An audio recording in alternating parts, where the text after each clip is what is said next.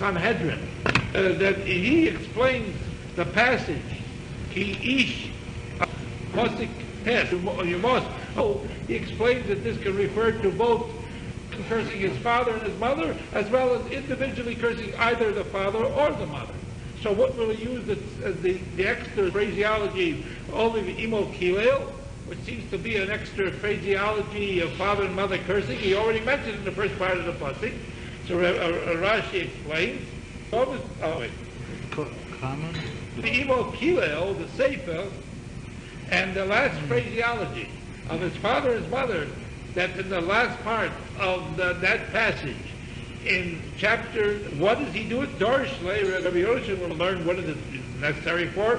Lakaman later on, in the Gemara and Be'elu Chokim, in the chapter Elu and Chokim, what does that include to let us know additional news? So, if a person curses their parents after they're dead, they are still guilty. That's what you. He says the extra phraseology, that's found in the Sefer, the end of the passage of Ki Ish Hashem, is necessary to let us know the news that it's prohibited to curse the parents after they're dead. So according to Rashi, Rabbi Yonasan will learn the extra phraseology of the Hillel referring to prohibiting to cursing the parents after they're dead. Just like you remember we learned in the Gemara and Kedushin that you're out of your parents even after they're dead? Yeah. Prohibited to curse them after they're dead. Although I don't know what can be accomplished with a curse after a person's dead. Still disrespect. What damages are done by a curse? This prince, his parents died, okay? Yeah. But instead of leaving the kingdom to him, they left it to his uncle, okay? Okay. So he wants the throne because he thinks he deserves it since he's there. So he curses the parents, saying that they were nuts before when they said the uncle was doing it. The throne is really bad. I see. So it could occur. Requires You had an observation or no? But what damage? He's not saying damage. I'm asking what damage can be done to. That's the biggest damage in the world.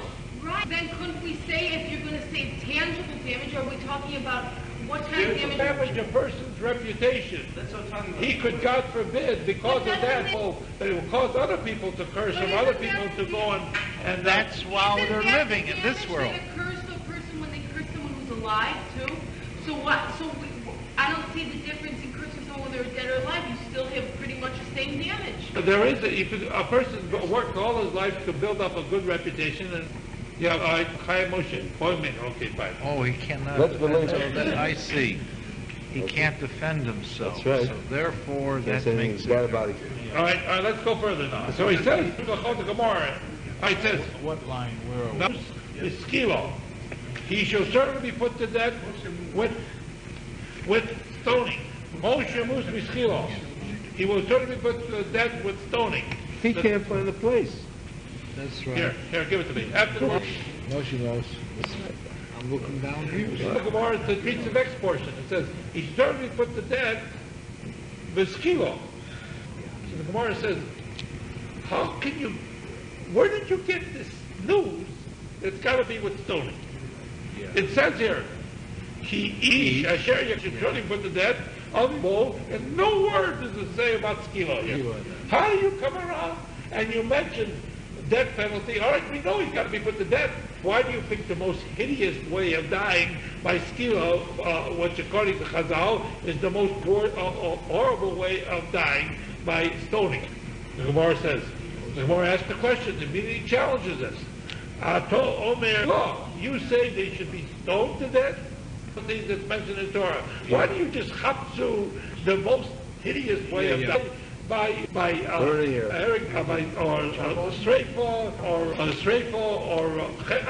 annihilation, or burning, or decapitation with a sword? Why do you assume that it has? So now the Gemara says, Nemar Khan, it says here in this passage, Domov Bo, these extra words. His blood is upon him. Yeah. Alon, and it's mentioned there, words that mentioned there, we have to find the posik. Where is it mentioned there? Must be the next The sentence man- after. Oh, moment. Wait, let's go find the last. Remember now. Let's go. Oh, let's look in the last in Vayikra. I suppose in the Doshim Hi. Um, Yes. page 57. This is the passage we referred to earlier. Isho, a woman, a man or a woman, an old that's one that consults the dead. Yeah. Yidoni or Yidoni is another that deals with some kind of a witchcraft or some kind of causing the dead. Yeah. Moshu, Musu, they should put the dead for Evan with Yigmu Osam, you shall stone them, the man bomb, their blood is upon them. Yeah. So he learns out like this. Look at the Gemara says, Nomar Khan, it says there's Nomar Bull. His blood is upon him. Well, Nomar Alan, it's mentioned there in that passage, the man bomb, their blood is upon them. Malal, just like over there, the skila, it refers to death penalty by stoning. Also here is referring to stoning. Manu. We have now heard the penalty. As Horominai. How do we know that you're also required to warn ahead of time? Not only that the penalty could come to a death penalty if I stone, but also that you are required to warn them before they commit this particular Yeah, it transgression. doesn't say anything about warning in the So we have to look in Shemos Chafetz. Shmos Chafetz. You become acquainted with It's too far. Chafetz. About page 55 or 6. Page 56 or 5. Okay, just a second. Where it's saying. You shall not curse Elohim. Chafzai?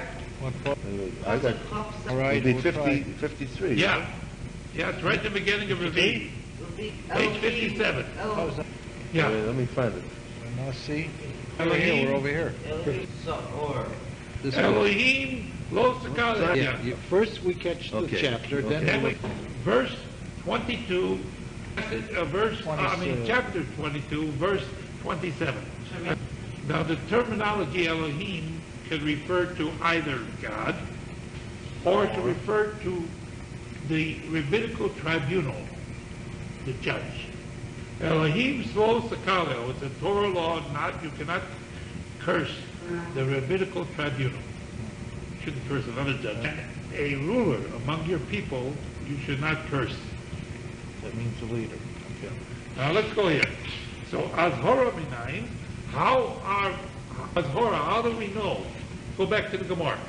Azhora Minayin, we've already explained that Azhora Minayin, how do we know that you also are warned against cursing? Yeah. Talmud Loma, we learn in the passage. Yeah. Elohim, you should not curse, and Nosi V'Hamachol Losor, and a leader among your people, you should not curse. Of the Dayan, if your father was a Dayan, was a Rabbinical judge. that's what the rov is. That's what you got smicha, that you become a Dayan. Hari Hubaklal, Elohim, Lo Sakala. He comes under the generalization of Elohim, you should not curse. V'Imoya Ovi Nasi, and if his father was a leader in the Jewish people, he comes under the classification, the generalization of the phraseology of the last part of the pasuk. Lo daim, lo nasi, minayim. What if he's neither A judge or or a leader among the people? How do Yeah. we know that you're warned, cautioned against cursing him? Cursing, who's him now? The Anybody? father. Father. Yeah. Who happens to be? Okay, Yeah. go on. No, that's neither. It's the regular father. Now here's the punchline. This is where we're learning binyanov. Binyanov. You learn out a building up of a general rule from both of these. I don't see how, but how? Binyanov. This is the third principle we're talking about, how we interpret. That you build up a general rule. Yes. That's for what you know. In Better. two cases. Low. Ikaroi Dayan. What you have to do in relation to a leader of the Jewish people is not the same thing, not the same responsibility you have that you have to a Dayan, a rabbinical Judge has more weight. No, than we'll learn. Yes, we will learn in the case of a Dayan, you have to respect his decision. In the case Of a leader? You must show him proper respect. We're going to explain. Neither can you compare the case of a judge to the case of a leader. What's the difference between Nasi? Why is a dayan different than a Nasi? You are commanded by the Torah that you should listen to his decision, accept his decision. A person is required to accept the decision of a proper Rav that can possibly, and he's got smicha, and he's a ben Torah, and he is deciding the question. You are required to accept it and follow to accept his decision. Or also, you are not commanded to accept the decision of the leader. He is not. You can argue with him. You can argue. He has not the authority to make a decision in this point because he is not a judicial. Yeah. He's not qualified to make that decision. And on the other hand, neither can you compare a leader among the Jewish people to a dayan, a person that's a judge, a rabbinical judge. Why? You are required to show the proper respect to the authority. You are not permitted to rebel against the authority of the Nasi. If a person rebelled against the king, King David, and he rebelled against it, he is guilty of a death penalty because he is rebelling against the Jews. But that's a king. A Nasi is a Nasi of a tribe. We're talking about the king, a person in a position. A Nasi? Yes. Okay. Yeah.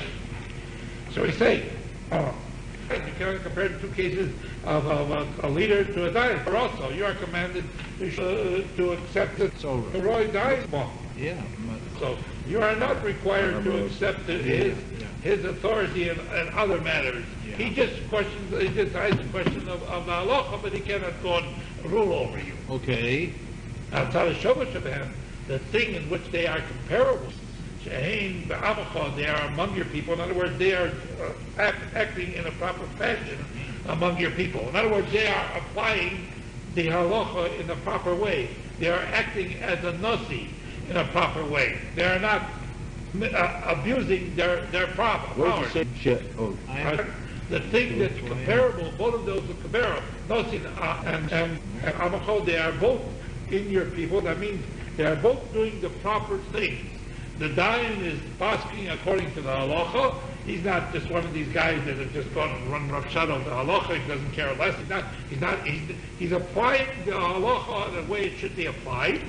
He's using the proper principle. Separation of powers. That's what it is. Nothing is new in this world. And the Nasi he's not abusing the powers. He's living under law rather than under fire. Okay. It's our al-kolosam, and you therefore are warned not to curse them. Yeah.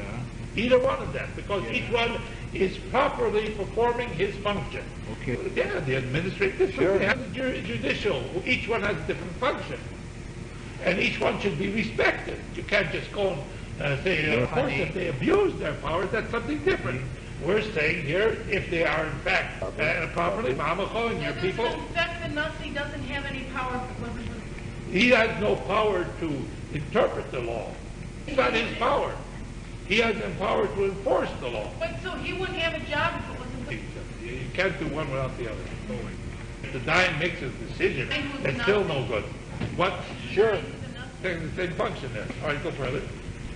I also bring the case of Avicho, of your father. He's among your people. He's doing the thing that he should be doing. Sir, also, and you also are warned that you should not curse him. And we learned this out from a binyan of the third principle we're talking about.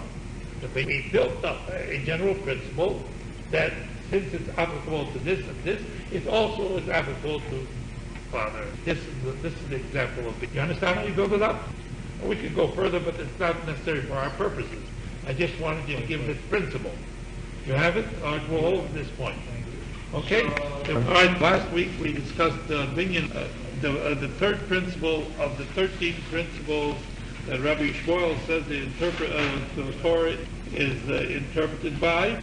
A general principle as contained in one or two biblical laws, applicable to all related laws. I want to call your attention to certain psukim we did quote, and when we quoted, we learned that we're talking about comparing the cursing of parents to the cursing of a nasi and the cursing of a dayan, and in all cases you learn a binyan of a general rule, just like it's prohibited to curse a leader of the Jewish people if he's conduct himself in a proper fashion, and if a rabbinical judge is also conducting himself in proper fashion, that is, of course, they're conducting themselves in proper fashion. Obviously, if they're misusing their powers, then they invite this type of opinion about them. But if they are acting properly, the leader is entitled to certain deference to his authority, and also the dayan. And the same way, a parent is also entitled to be treated with a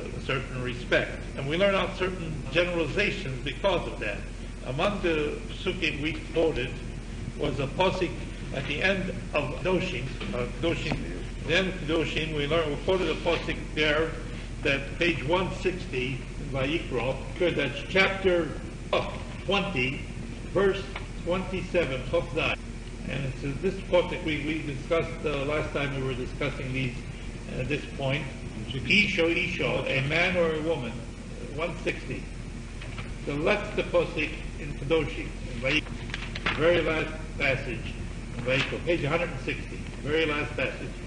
Chavzai, on top there. Chavzai. See, Isho, a man or a woman.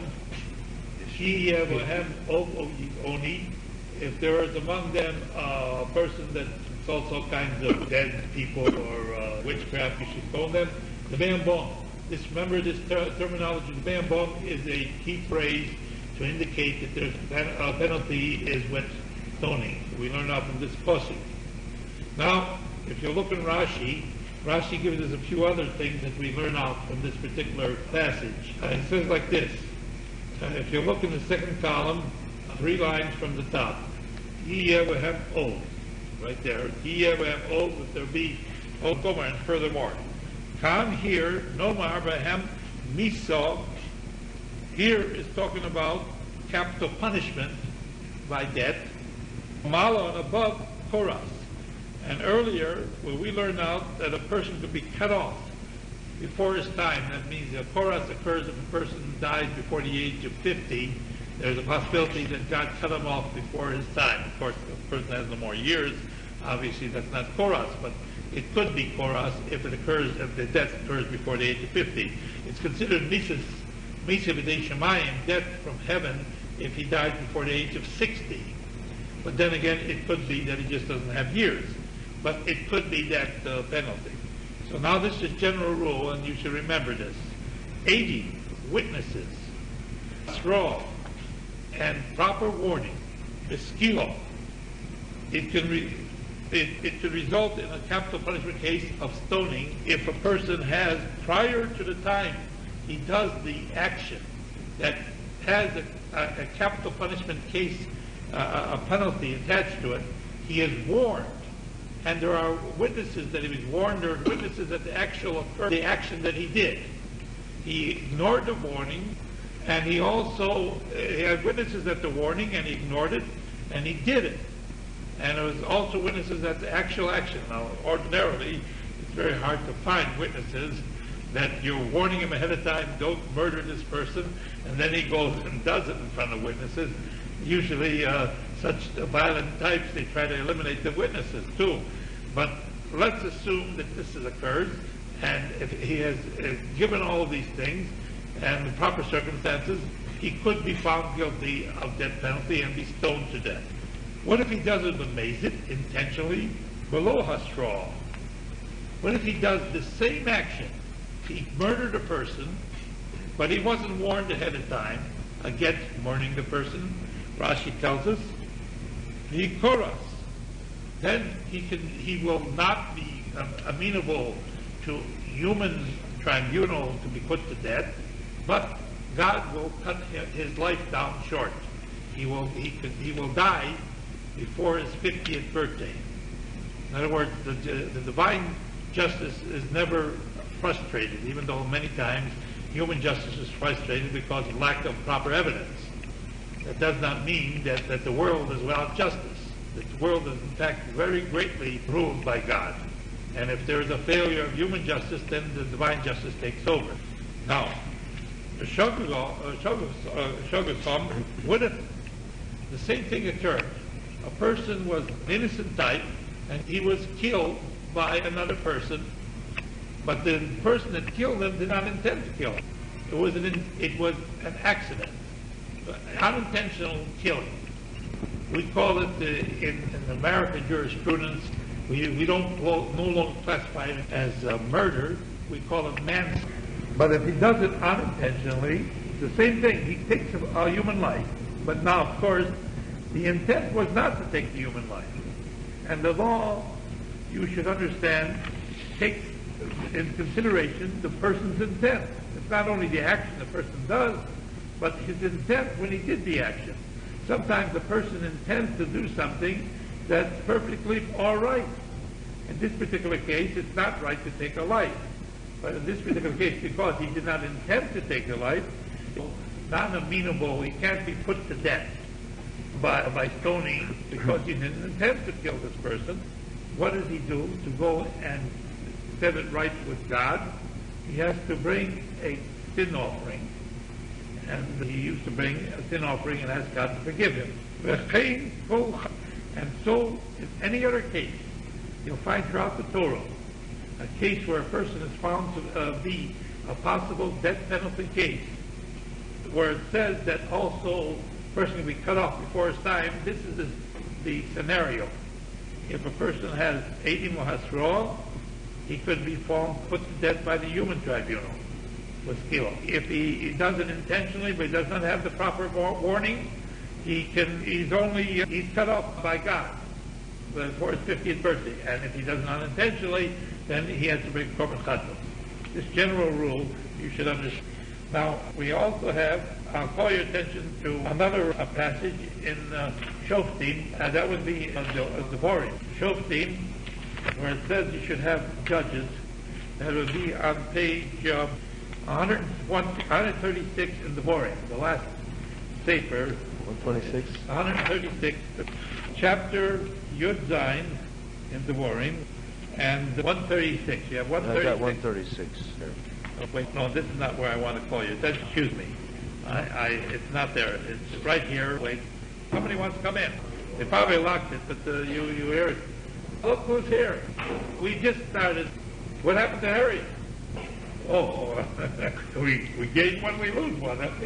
Or you just started. It started 15 minutes later than I expected. Don't worry about it. Baruch Hashem, you came. That's about it. We discussed, you build up a general principle and you learn other things out from all related laws. We have just discussed now, before you came, the last posting in Kedoshim talks about that you shouldn't, a man or a woman should not go and consult with a person that consults the dead or magic, put to death by stoning. Yeah. And there we learn out a general rule in the Rashi was telling us that if a person has the proper witnesses and a warning, he can put to death by stoning, death penalty. If, for instance, he did it intentionally, but did not have the proper warning, he did it intentionally, that proper warning, he cannot be put to death by the human tribunal, but God makes sure that justice is done, and that his life is cut off before his 50th. And if he did it unintentionally, killed a person, then of course it's no longer a murder. It's like we call manslaughter in American terminology. And such terms that bring korban chatos. And now I'm calling your attention to a posik in Shoftim, and the Borim Yutes, but that's page 140 in the Borim. Page 140 in the Borim. All right. Chapter 19. Chapter 19, posik Tesvov. Posik Tesvov. Which is 15. Verse 15.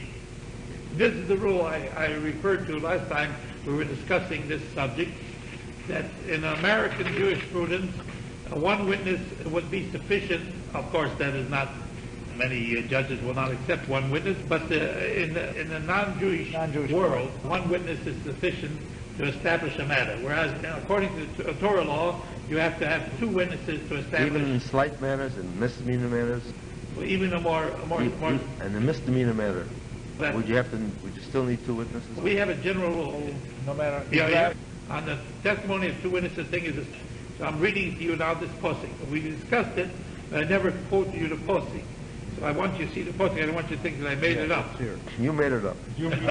Well, I read it when you're at it. לא יקום עד אחד ואיש לוחם וכל הטוס וכל חטא אשר יחטא על פי שני עדים או על פי שלושה עדים.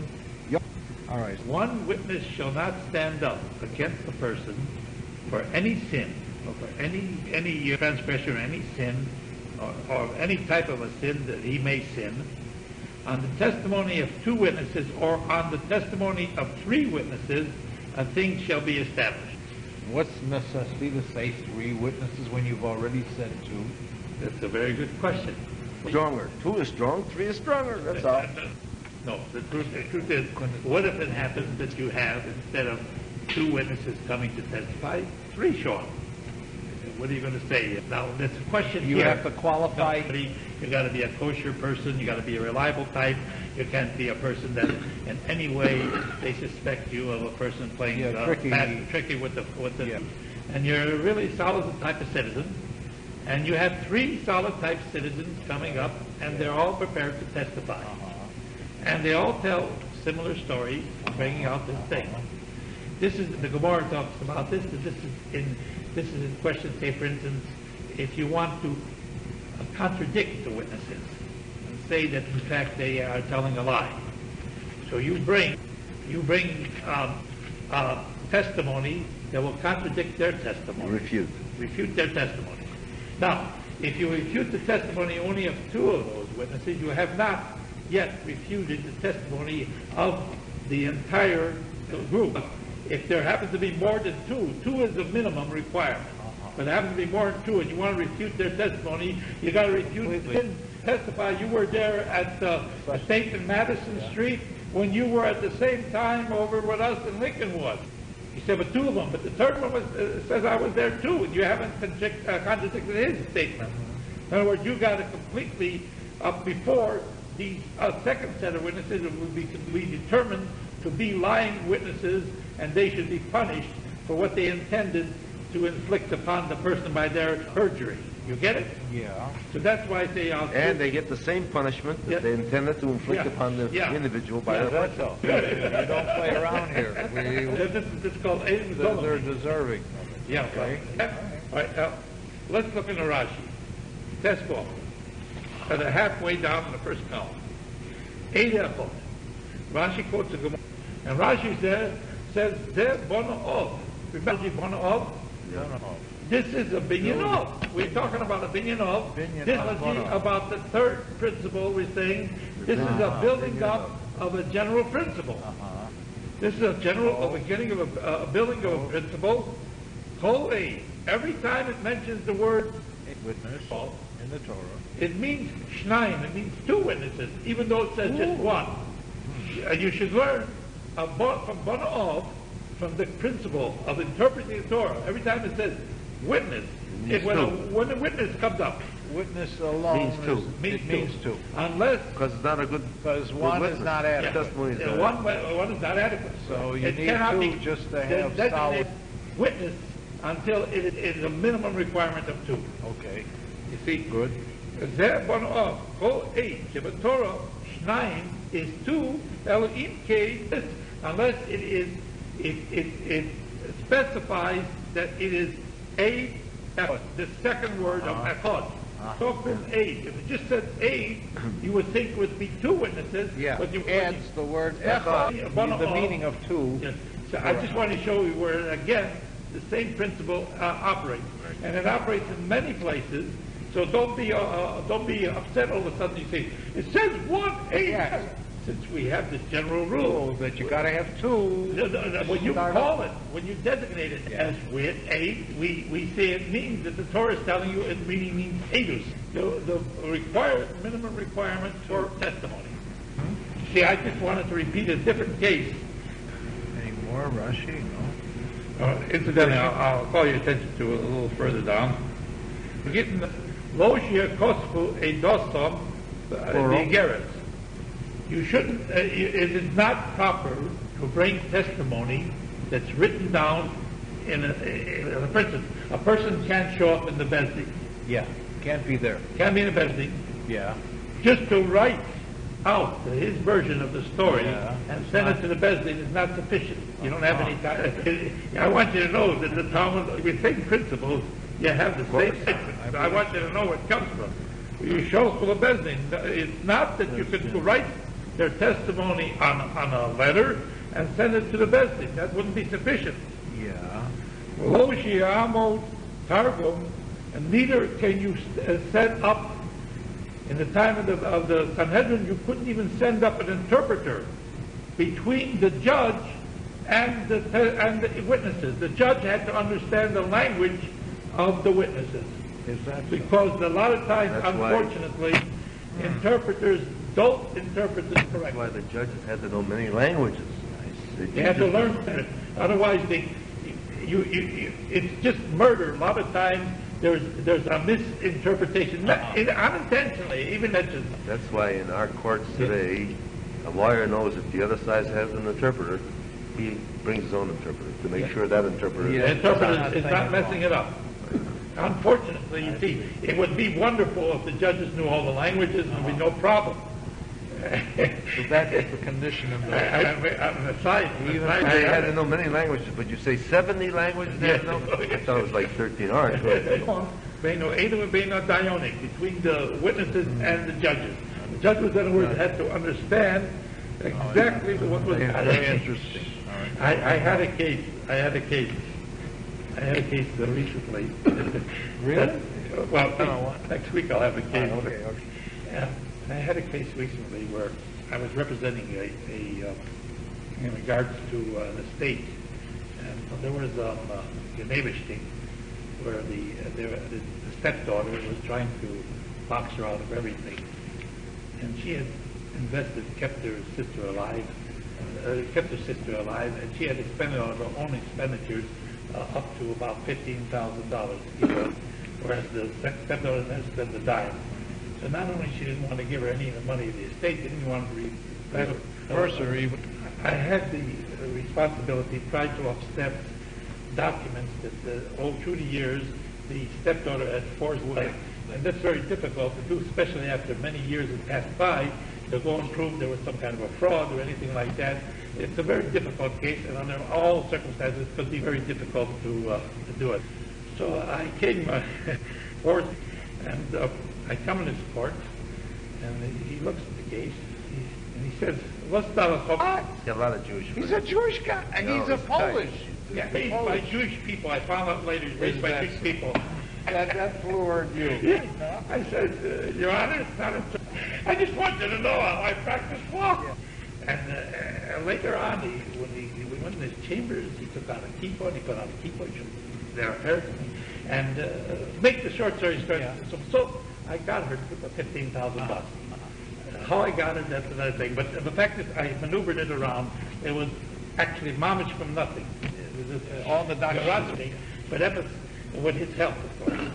Right. He saw there was but it's so see when he can speak the Mama Russian, you can speak the language, and when you have a witness come up there and they testify, and sometimes there's a misinterpretation, not intentionally. There's not even an intentional misinterpretation. They lose sight of the fact. I had another case. Excuse me for telling you about my... His nephew married a Jewish girl. Yeah. I mean, no, his niece married a Jewish girl. Well, it's a clean it up. All right. Whatever it is. Yeah. Anyway, I was representing a gentleman. He had a very unusual name, Johan Bonovich or something like that. A very unusual name. It's a Yugoslav name. My client was charged with breaking into somebody else's apartment and stealing the contents of the apartment. And they had a witness to testify that it was in the pleading that said that he broke into the apartment, and he's suing him. The man that owned the thing, he saw Johan, what his name was, breaking into the apartment. So, I mean, right there, he's saying. So the attorney for the other side, you saw the what's breaking the apartment? Yes. So then you would think, how many So I come and I'm a witness then. I asked him cross-examine, and I says, "Is this the Yonovich that broke in the apartment?" No. Different guy.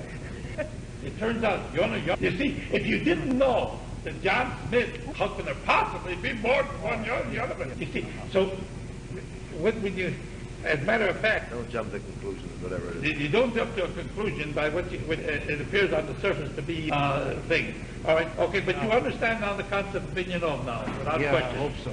Yeah, but you understand, we learned out the Dominbom, that the word Dominbom means that this is a trigger for stoning. Yeah. Okay. All right, now let's see, we'll go up to the next principle number 4. When a generalization Well, is followed by a specification, applies it. Okay. I said that seems very That's simple. Yes, it is. It seems. Yeah. Right. It specifies it, That's that it. Leviticus 18:6. 18 means the chapter 18, verse 6. Yeah, the law reads, "None of you shall marry anyone related to him." This generalization is followed by a specification of forbidden marriages. Hence, this prohibition applies only to those expressly mentioned. See, if you make a generalization, Yeah. nobody should marry anyone related to him, as truthfully speaking, we're all related to everybody else. Sure.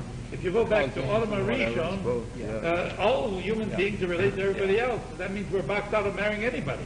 So comes the passage afterwards, there's a series of types of marriages that you cannot go and marry. Right. So when we say we have a clause, a generalization, and a prop, the specification, the fact that the generalization is followed by the prop, the generalization only covers the areas that is mentioned. And you're not permitted to go and put in anything extra in that, because otherwise it becomes too broad. Right now, let me resort to.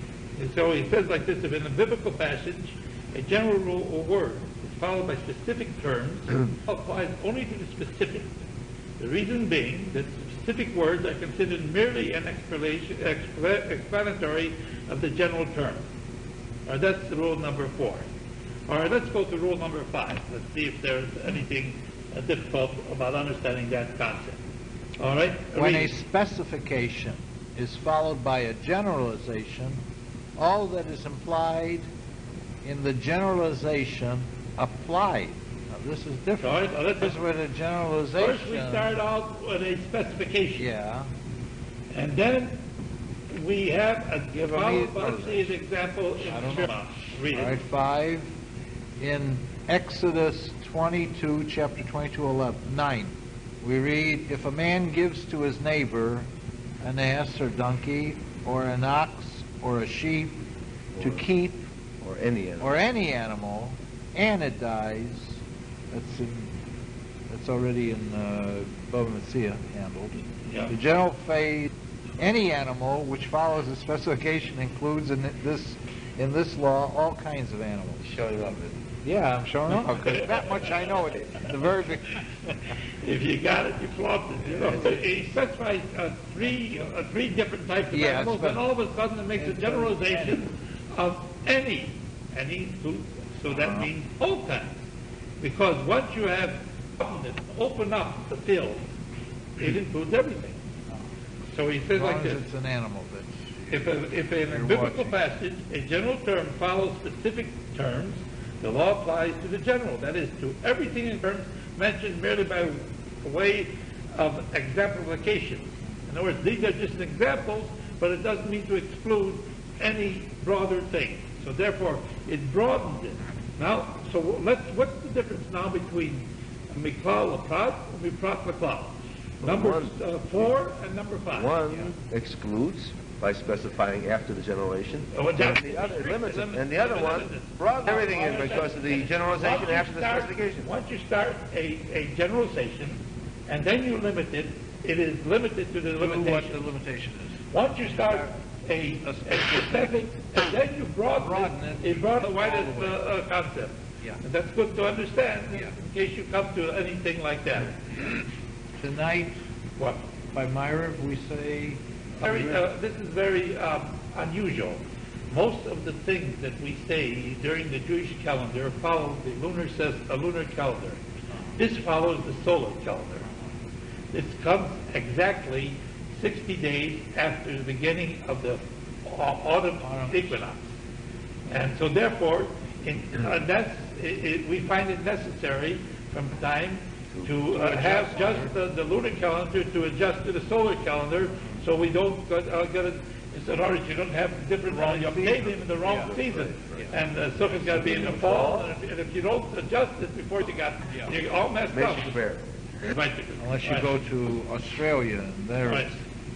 All right, now, I got to, for the next principle, number 6, well, neither Gemara Bambatzir that you mentioned. What comma I'll get for the next principle, number 7, if we get to that. Why don't you get into This ain't going to last forever, I know that. What? Just because we went through 2 of them today, I know we're going to hit one that's going to take but you get all kinds. Yeah. The only thing, I have a feeling that certain Nusakim, maybe some of them start by Mincha, some of them maybe, I don't know.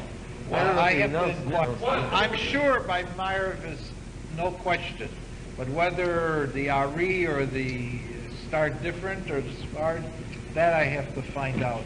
But I didn't have a chance for Mincha. All right. That means, since I didn't daven, I davened twice, I have to say Talmud twice? Absolutely. Okay. When you go and make up a tefillah According to the time itself, even though you missed the previous. I'm looking for Bambatzir and Bambatzir. Help me. All right. Now. I was on the rabbi study. Now let's go to the 5th principle, and we're making progression. All right. All right, would you read that stuff? You got it. Terry. If a generalization is followed by a specification, and this in turn by a generalization, one must be guided by what the specification implies. Oh, now you have this 12. 12.